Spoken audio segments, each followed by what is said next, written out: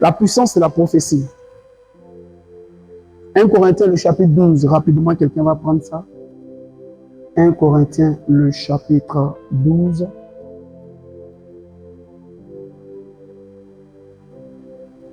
Une prophétie. Amen. Gloire à Dieu. Vous savez, le dimanche, nous avons essayé de pratiquer en fait. Amen. Nous sommes rendus compte que le Saint-Esprit avait la possibilité de nous parler des choses passées, présentes et même à venir.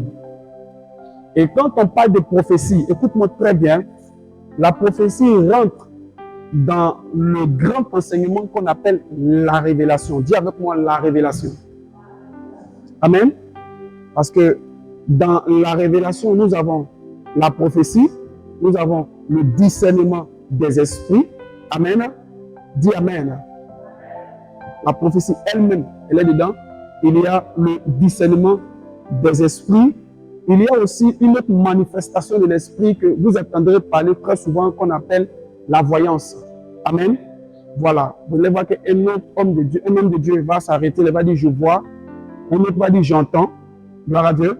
Alors, donc, dans la révélation, nous avons la prophétie, nous avons le discernement des esprits, nous avons ce qu'on appelle aussi la parole de connaissance. Dis avec moi la parole de connaissance.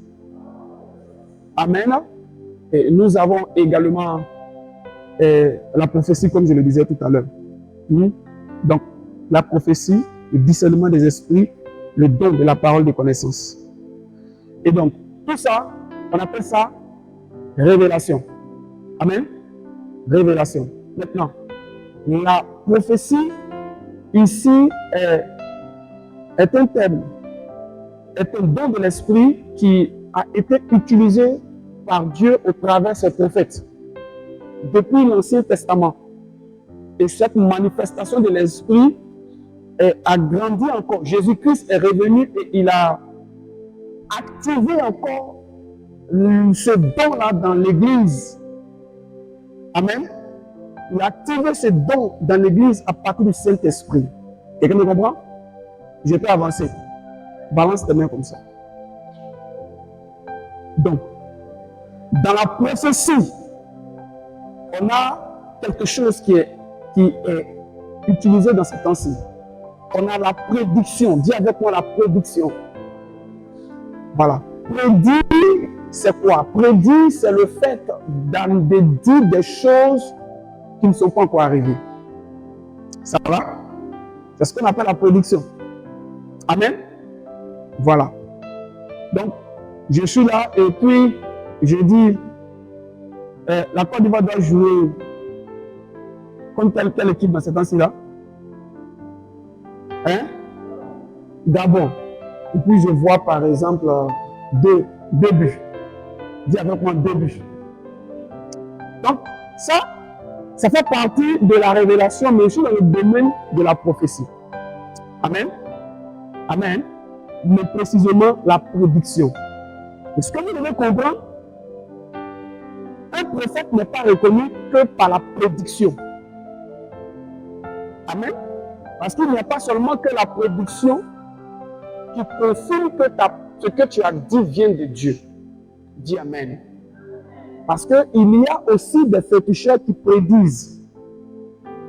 Dans Actes, le chapitre 16, verset 16, l'apôtre Paul a dû arrêter une femme comme ça. Regardez ce qui se passe. Il est dans une ville, personne ne le connaissait. Il y a une dame, on l'appelle servante parce qu'elle servait un esprit. Qui le voit automatiquement dit, ces gens qui viennent là, ce sont des serviteurs du Dieu très haut. Est-ce que ce qu'elle a dit là, c'était faux? C'était vrai. Ce qu'elle a dit, c'est juste. Et elle va aller encore plus loin. Elle va donner la raison pour laquelle ils sont là. Ils sont ici pour nous annoncer la bonne nouvelle. Ce qui était vrai.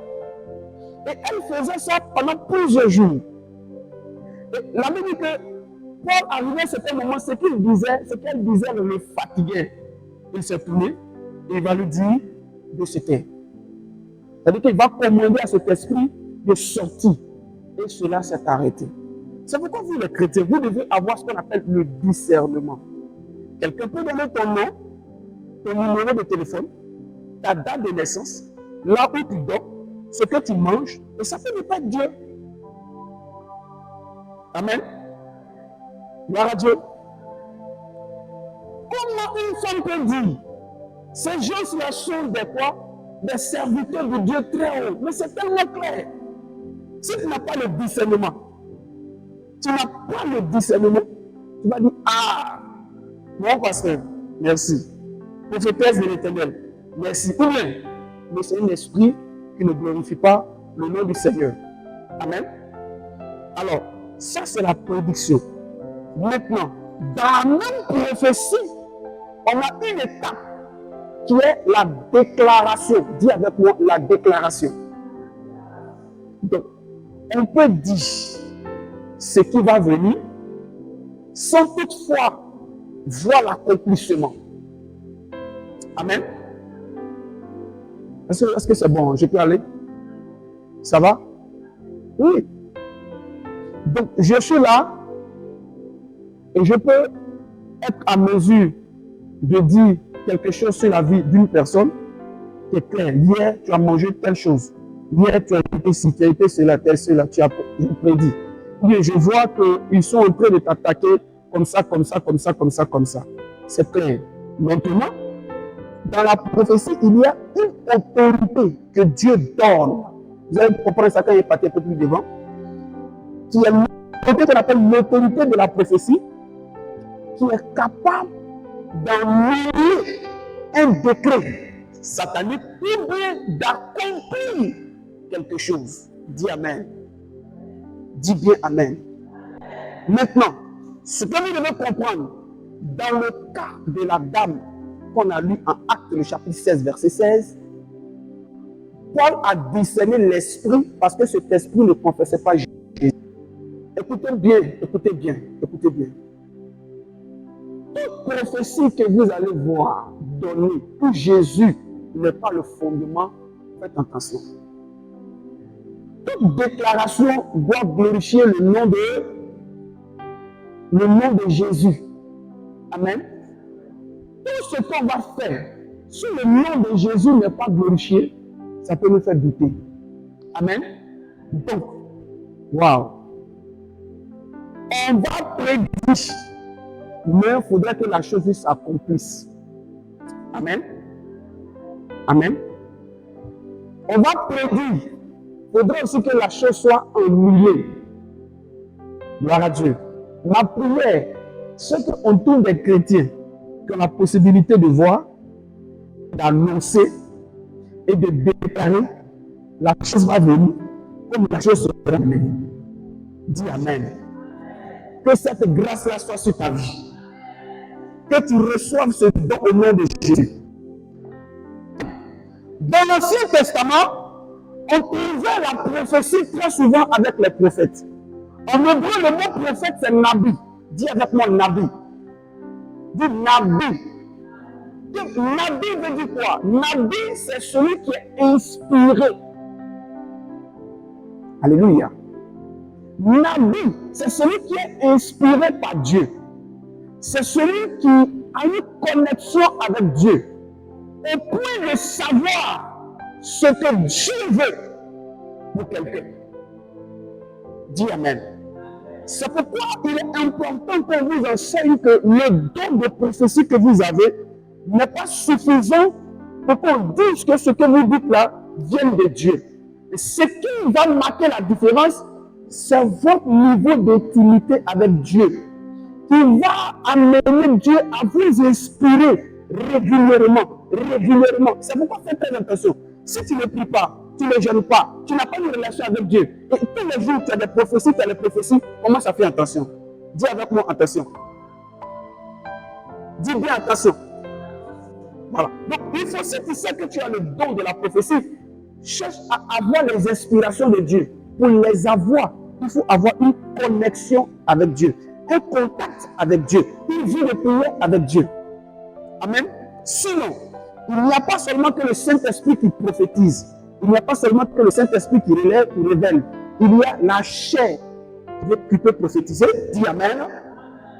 Il y a la chair même qui peut te dire des choses. Vous savez, la chair a la possibilité de te montrer des songes. C'est pourquoi il est écrit dans Ecclésiaste, de la multitude des occupations vont naître des songes. Donc, le songe qui est né est tellement qui te revient matin t'expliquer, c'est tellement clair, mais ça ne vient pas de Dieu. C'est une prophétie qui vient de la chair. Donc, si vous voulez être efficace dans la prophétie et qu'on vous écoute, que vous avez de l'impact, il va avoir une relation avec Dieu. Sinon, Dieu ici, je vois des gens qui ont le don de prophétie. Je vois des hommes qui ont le don de prophétie. Je vois des femmes qui ont le don de prophétie. Sans être inspiré par Dieu, Satan peut utiliser ce don-là à sa portée. Dis Amen. Acclame le Seigneur. C'est pourquoi quand un prophète arrivait quelque part, on se disait toujours qu'il devrait annoncer quelque chose. Amen. On devrait vivre un accomplissement avec lui. Parce qu'il est inspiré. Ce qui fatigue les gens aujourd'hui, on ne trouve pas des gens inspirés de Dieu. Quand vous êtes inspiré de Dieu, là, mes choses sont arrivées maintenant. Quand vous êtes inspiré de Dieu, vos prophéties sont authentiques et s'accomplissent. Gloire à Dieu. Mais une inspiration n'obtient pas comme ça.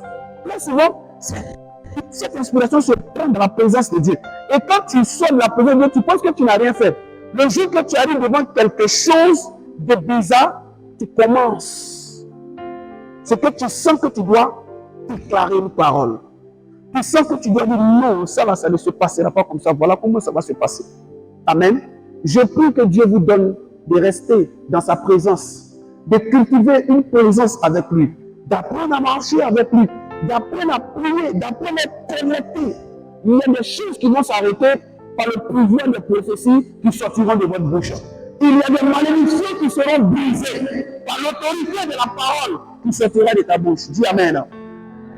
Amen. Il transporte la puissance de Dieu. Mais ce qui est encore puissant, c'est qu'il a l'inspiration de Dieu. Il est inspiré automatiquement par Dieu.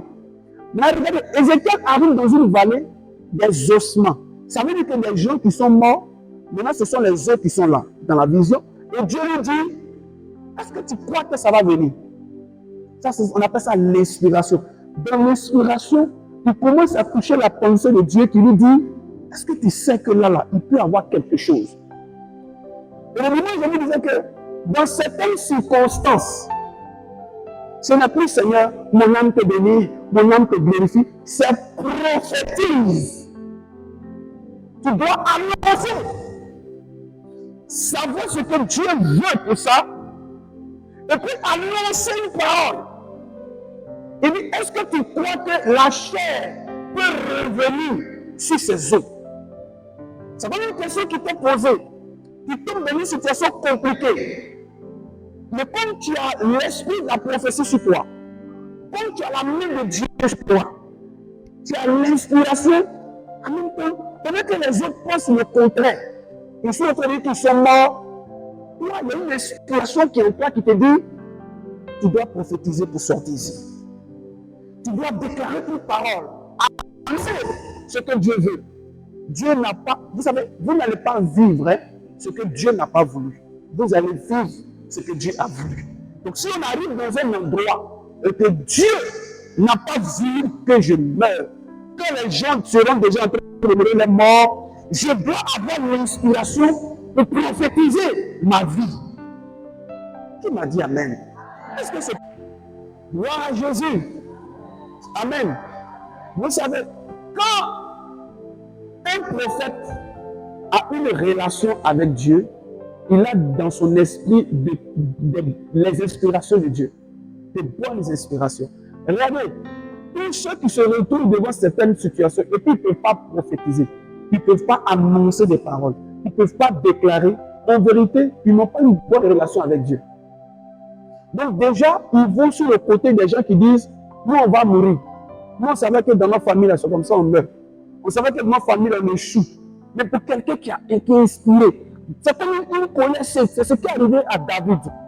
Quand David est parti dans la vallée et qu'il a vu Goliath qui était en train de maudire le peuple d'Israël pendant 40 jours, et sa relation avec Dieu va faire naître en lui une inspiration. il n'attend pas la voix de Dieu, mais par inspiration, il a pu toucher le cœur de Dieu. Et le cœur de Dieu sait que Dieu n'était pas content pendant 40 jours que Goliath insulte le peuple d'Israël. Donc il dit, mais quel est cet incirconcis? En d'autres termes, le mot incirconcis, les Juifs utilisaient ça pour dire que quel est celui qui ne connaît pas le Dieu d'Israël, qui peut maudire l'armée de Dieu. Automatiquement, il a senti que Dieu pouvait faire quelque chose. Il a senti que Dieu, vous savez, vous sentez que Dieu pouvait faire quelque chose parce que vous avez une relation avec Dieu. Et donc, quand vous sentez automatiquement la prophétie est là. Et là, maintenant, tu peux dire, je prophétise que Goliath qui est en train de tuer tout le monde, Goliath qui est en train de détruire tout le monde, va tomber. Au nom de... Et même vous pouvez même prédire, dire, voilà comment il va tomber. Et puis, la main de Dieu qui est sur vous viendra accomplir ce que vous avez dit. Et là, vous dites, attends, qu'est-ce qui se passe? Qu'est-ce qui se passe? Tu vas dire, non, c'est la puissance de la prophétie. Quelqu'un est avec moi ce soir? Et quand tout le monde sera en train de pleurer, il utilise la bouche de Dieu. Et puis, parle. Il dit, moi, je serai en joie. Gloire à Dieu. Gloire à Dieu. Alors, donc, je disais que quand quelqu'un est en train de prophétiser, il a la main de Dieu sur sa vie. Mais je reviens ici un point. Vous voulez être efficace. Vous voulez que les esprits de famille se taisent. Il y a des gens qui leur déclaration là, c'est devenu comme jouer. Je déclare au nom de Jésus. Et ils vont tomber. C'est là même ils se lèvent. Tous les esprits de la famille qui m'attaquent, ils vont tomber. C'est là même les esprits viennent chanter dans ta maison. Tu sais pourquoi? Pas parce que Dieu ne veut pas que tu prophétises, hein, mais le seul problème, c'est que Dieu, tu n'as pas l'inspiration de Dieu. Hein? Tu n'es pas connecté à Dieu. Tu sais que Dieu peut le faire, mais tu n'as pas une bonne connexion avec Dieu. Ça veut dire que tu peux passer des temps sans prier. Tu peux passer des jours sans jeûner. Tu peux passer des jours sans méditer. Hein? Mais tu as une seule information. C'est que je veux que tu sais, en Luc 12, 19, voici les miracles qu'on peut se trouver, marcheront sur les serpents. Tu sais ça. Donc quand les choses arrivent, tu déclares. Mais rien ne se passe. Mais quelqu'un qui sait que le matin avant de sortir, il va prier. Qui sait que la nuit, à une certaine heure, comme Jésus lui-même l'a fait, il sait qu'il doit se lever pour commencer à prier. Au cours de la journée, quand il y a des choses qui se lèvent, sa parole qu'il annonce est tellement tranchante. On voit les résultats.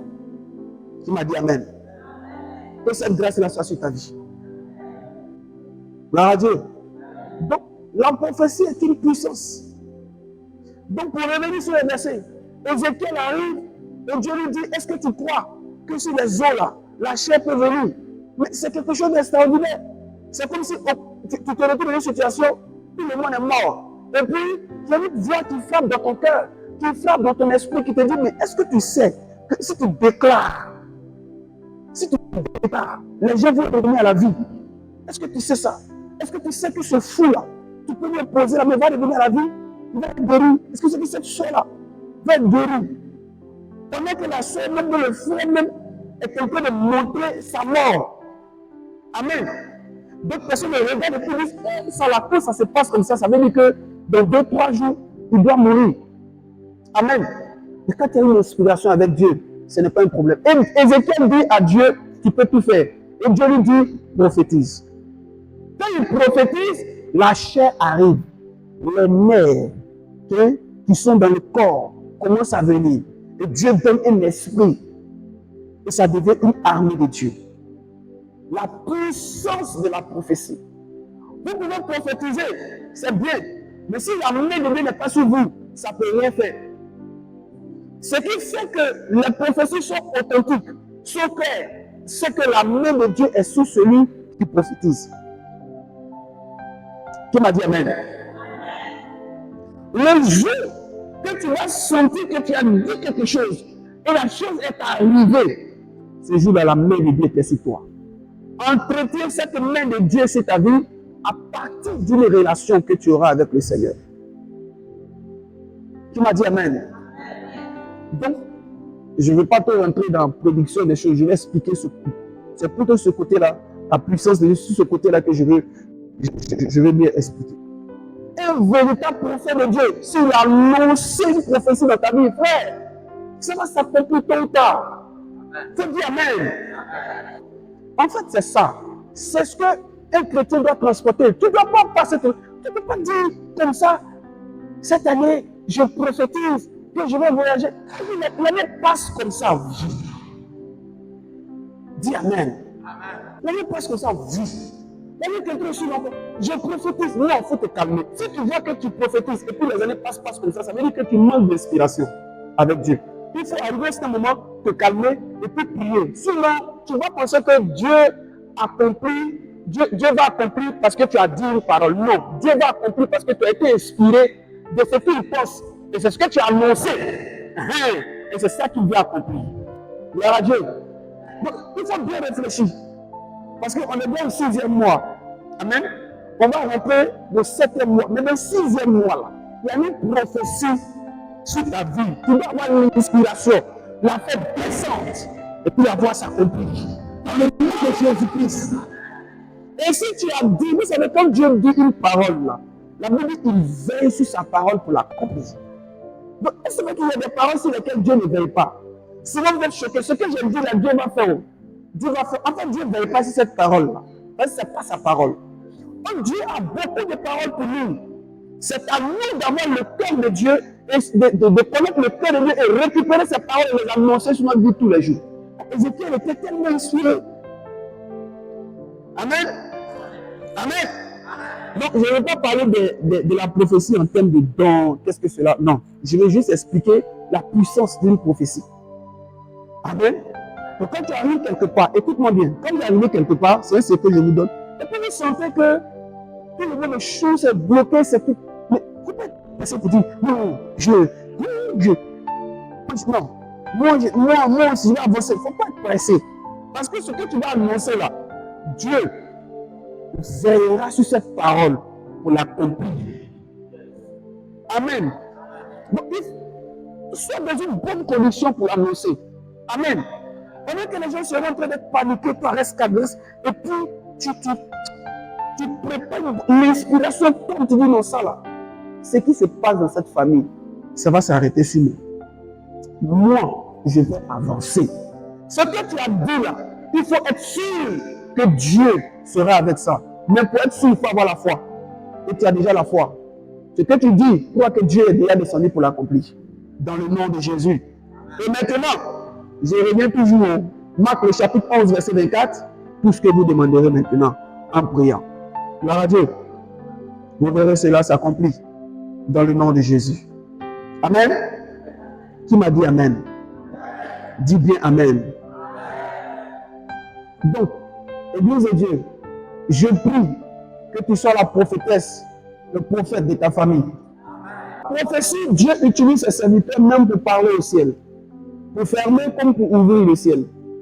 Ça veut dire qu'à un certain moment donné, on ne doit pas être d'accord avec toi quand tu nous dis le ciel est fermé sur ta tête. On ne doit pas être d'accord avec toi. Quand tu nous dis que tu sens, papa, je sens que le ciel est fermé sur ma tête. Moi, je ne dois pas être d'accord avec toi. Pourquoi? Parce qu'avant même que Jésus ne meure, où les choses étaient difficiles, un monsieur comme Élie avait la possibilité de fermer et d'ouvrir le ciel. La Bible dit qu'Élie a fermé le ciel pendant combien d'années? 3 ans et demi. Et puis il dit à tous ceux qui sont là, il dit si c'est met à ma parole, il n'y a pas quelqu'un qui va dire une autre parole pour que ça puisse s'ouvrir. Il dit parole de prophète, le ciel sera fermé. Arrivé au commune de Dieu, il ouvre le ciel. Ah, le Saint-Esprit n'était pas encore venu. On était dans l'Ancien Testament. Comme il peut fermer, il ferme, après il ouvre. Il dit la pluie ne va pas venir. Maintenant, nous, avec Jésus, on a reçu le Saint-Esprit. Maman, si tu me dis, je sens que le ciel est fermé, je sens que tout est dit, moi, je peux dire, je ne suis pas d'accord avec toi. Parce que tu n'utilises pas la puissance de la prophétie. Et même si tu l'utilises, que tu ne vois pas s'accomplir, ça veut dire qu'à un certain moment, tu n'as pas trop une relation avec Dieu. Parce qu'il y a des gens qui aiment utiliser la prophétie sans toutefois avoir une bonne relation avec Dieu. Le ciel sur ta tête doit être ouvert par toi-même tes prophéties. Quand tu dis je prophétise, avant que le mois là ne finisse, il doit avoir telle chose, telle chose, telle chose, tenter de vivre le ciel. Et on va voir dans le nom de Jésus. Parce que tu ne proclames pas notre nom, tu proclames le nom de Jésus. Amen. Et nous ouvrons le ciel, ils s'amusaient avec le ciel. Ils s'en foutaient des gens. Même quand la pluie ne tombait pas chez le roi, il dit moi, il a fermé le ciel, c'est fini. Si le roi veut, il va boire. Il dit fermé, j'ai fermé. Il n'a qu'à envoyer tous ceux de féticheurs. Il fait tout. Moi, je ne comprends pas. Hein. Les féticheurs vont s'amuser dans ta vie comme ça. Les sorciers vont fermer le ciel sur eux. Ferme le ciel. Tu dois à mesure de dire je ferme le ciel ici. J'ouvre ici. Cette entreprise-là, j'ouvre le ciel ici. J'ouvre le ciel de la prospérité. Dans le nom de Jésus. Cette année, il y a des choses qui ne doivent pas vivre. Je ne dois plus vivre ça. C'est des douleurs, il y a des problèmes, il y a des situations. Ça ne doit plus venir sur ma vie. Est-ce que tu crois en ça? Parce que dans la prophétie, quelqu'un qui est authentique n'est pas reconnu par sa capacité de prédire, mais d'accomplir ce qui a été dit. Parce qu'on reconnaît un véritable authentique de Dieu par l'accomplissement de ce qu'il a dit. Et en fait, la différence entre ceux qui sont exaucés et ceux qui ne sont pas exaucés, c'est la vie de prière. Que lui qui est exaucé a la relation qu'il a avec Dieu. Pour une d'intimité, de relation avec le Seigneur. Donc on ne peut pas fermer, on ne peut pas ouvrir le ciel. Gloire à Dieu. Parce que je vous ai dit, lui, il prophétise à la paix de Dieu sur sa vie. La puissance de la prophétie va aller par le Saint-Esprit sécuriser certaines choses. Quelqu'un est avec moi? Je prie que cette soirée, tu sois authentique. Tu sois authentique. Dans le nom de Jésus-Christ. Quand tu vas parler, ton esprit ne va venir bloquer. Si vous partez bien, vous trouvez un mystique qui lui dit qu'il peut rendre ça là, qui est rouge en bleu devant vous, un magicien. Il dit qu'il peut rendre ça en rouge en bleu. Est-ce que vous savez qu'il va le faire? Il peut le faire. Amen. On voit ça beaucoup sur les réseaux sociaux, hein, les magiciens. Il fait des trucs comme ça, papa, excusez-moi. Hein. Il fait des trucs comme ça, paf, des bonbons peuvent sortir dans ça. Non, mais vous n'avez jamais vu ça? Hein? Il peut faire disparaître des choses. En fait, les gens sont authentiques dehors. Mais avant de venir faire ça là, vous pensez qu'il est venu comme ça? Il s'est préparé avec son Dieu. Donc, le Seigneur dit, il y a eu tellement d'oracles trompeurs.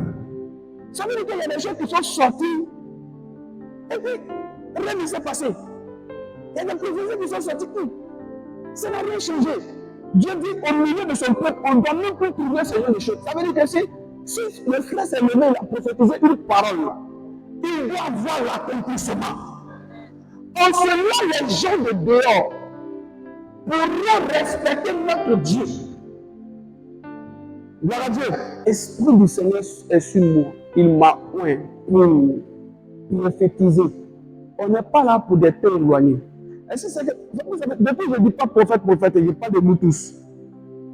Nous devons, dans nos relations au président, être à mesure à un certain moment de dire demain, à 10h, quelque chose va se passer. Et tu amènes Dieu à veiller sur sa parole, par ta constance dans la prière. Ce mois-ci, quelque chose va se passer. Amen. Comment amener la parole de Dieu sur la terre ici? Et qui sont ceux qui captent la parole de Dieu?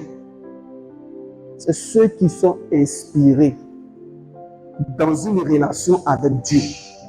C'est ceux qui sont inspirés dans une relation avec Dieu. Ceux-ci ont la possibilité de dire et puis Dieu accomplit. C'est quoi le prophète? Le prophète est la bouche et l'oreille de Dieu. Ça va? Et donc, à un certain moment, dans sa relation, il a la possibilité de dire une parole venant de Dieu et voir cette parole s'accomplir. On n'y aura plus de délai. Il n'aura plus de délai. Tu t'inquiètes pourquoi? On dit quand Dieu parle, il n'y a plus de délai. Si c'est Dieu qui est ta bouche, ou tu es la bouche de Dieu, il doit y avoir des choses qui doivent changer. Dans ta vie, dans ta maison, quand les choses vont se lever, ta foi doit t'amener à dire cette nuit-là, avant 23 heures, ces choses-là vont s'arrêter. Avant 23 heures, je vais recevoir un coup de fil. Avant 23 heures, il va y avoir telle chose. Il doit le dire. Dieu dit, il n'y a plus de délai. Si tu l'as dit maintenant, il y a l'accomplissement. Tu l'as dit maintenant, il y a un changement. Quelqu'un me comprend? Dans le ministère prophétique est le plus vieux ministère avec lequel Dieu a travaillé. Depuis l'Ancien Testament jusqu'au Nouveau Testament. Amen. Il y a une prophétie sur ma vie. Je ne peux pas échouer. Amen. Il faut l'annoncer. Utilisez vos paroles en étant inspirés par Dieu. Amen. Il y a des gens qui ont un stock d'inspiration avec Dieu. Vous savez pourquoi? Ils ont réussi à cumuler ce stock-là à partir de leur relation avec Dieu. Vous sentez qu'ils ne sont pas forcément pasteurs, prophètes, apôtres, évangélistes. Mais quand ils arrivent quelque part, il y a une inspiration, de sorte que la parole qui sort, c'est comme si ça vient fraîchement du ciel. C'est comme une prophétie. Amen. À chaque fois que vous avez une relation avec Dieu, vous cumulez une inspiration avec Dieu. Quand vous êtes quelque part, quand vous dites, ah, ça c'est Dieu, ça c'est Dieu, ça c'est Dieu. Dans ma maison, personne ne mourra. Tu dois dire ça aussi, il faut dire ça. Il faut dire, dans ma maison, il n'y aura pas de mort. Comme Ézéchiel, Dieu te transporte. Amen. Que Dieu te transporte. Et qu'il te fasse voir des choses. Et qu'il t'amène à prophétiser. Nous, dans notre dimension, Dieu ne va pas forcément nous transporter en vision. Mais il va mettre une vision de notre esprit. Et il va nous demander, est-ce qu'on croit que cette chose-là peut arriver? Et tu diras, je prophétise en ton nom, Seigneur, que cette chose va arriver. Qui m'a dit Amen? Gloire à Jésus. Je prophétise que Dieu te donne une vision et que tu expérimentes de grandes choses.